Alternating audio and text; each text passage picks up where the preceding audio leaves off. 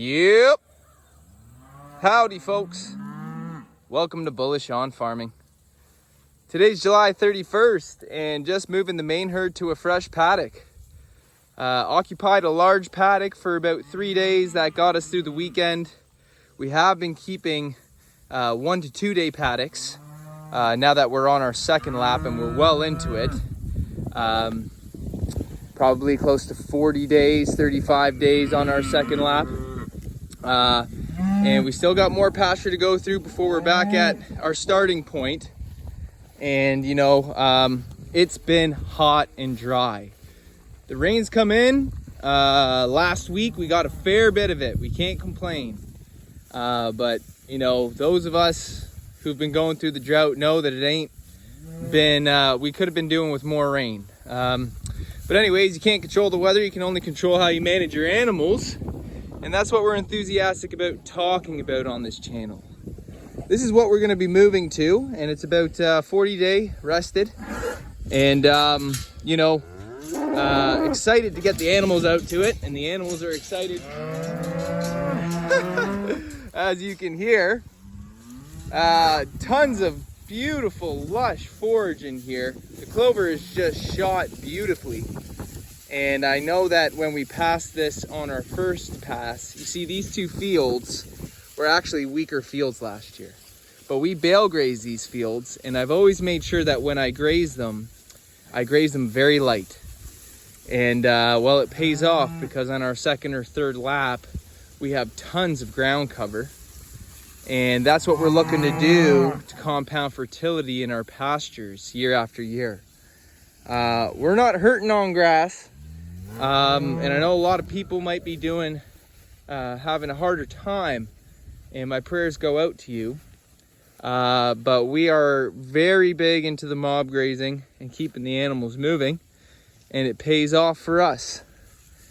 Things don't happen overnight, but when you're talking about rest recovery periods, you're really winning when you've got 60 plus days of rest, because you're giving your land the opportunity to bounce back and the plants to develop root structure and systems and give that feedback to the soil so you can actually get some action going on a microbial level. And I've pretty much cut this field in half. It's about a 5-6 acre field. You know, we're running 18 mums in here. They've all had their calves, and we got about 7 steers running with the group just to get our stocking density where we want it with how we want to be touching our fields. And you can see some of the calves are slowly moseying on, but they're coming through. Those would be some of the younger calves. And that 29 is fresh, actually, just 4 days old. That one's about 2 weeks. It's crossed with the belted Galloway we got in the group. And, you know, if they calve out in pasture like this, good luck finding them if they stash their calf. I've had a couple instances where I just had to call it a day and trust nature, and you see them running around nursing, no problem the next day. And, you know, we've had one instance where I've had to bring a pair up to the barn. That mom's bag, you know, she's an older cow. 2 of her teats are out of commission. And I think she's going on the call list. I just put that pair out with the stalkers, which are actually in that field across the tree line. So she doesn't get bred by the bull, who's now with the group. We put him in July 20th, 21st. And, you know, that's to expect our May calves. But, you know, some people might be feeding hay at this time. You know, I understand it's been dry, but if you've got, you know, enough pasture to be moving your animals in paddocks with temporary, you know, fencing, and you can get yourself 45, 60 days of rest, there's no reason why you shouldn't have grass right now. And, you know, it's worth it because your animals are eating the highest quality feed, you know, as nature intended it, vegetation rooted in soil. And you're also giving your pastures rest, so they're not just constantly getting hit by the cattle's impact.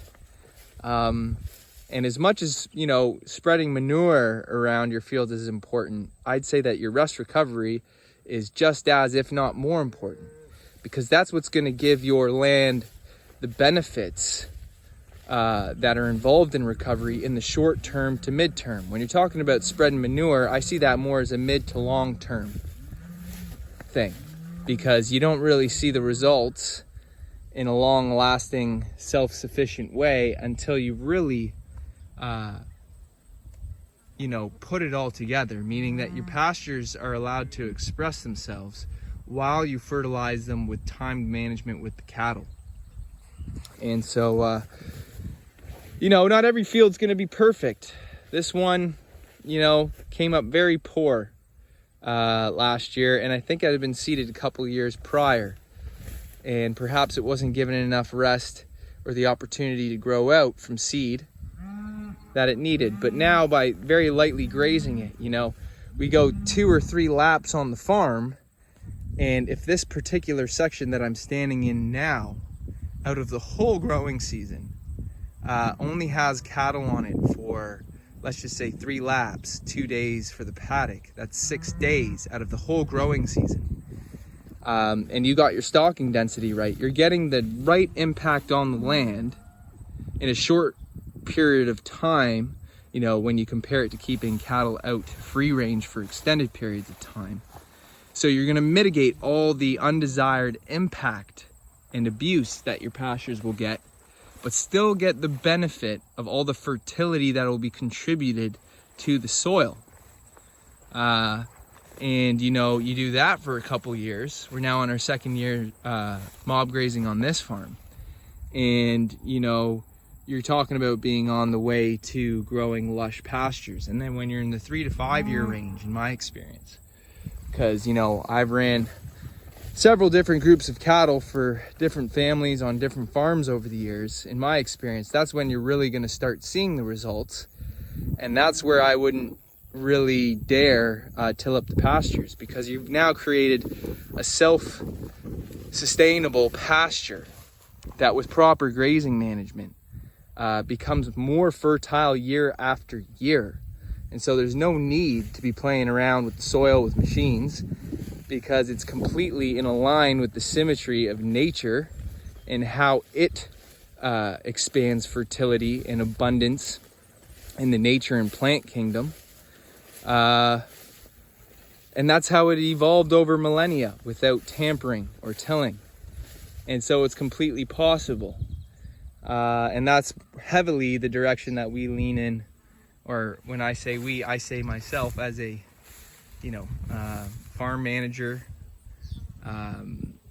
let's just say as a farmer in general, who of course is going to manage the animals on the farm.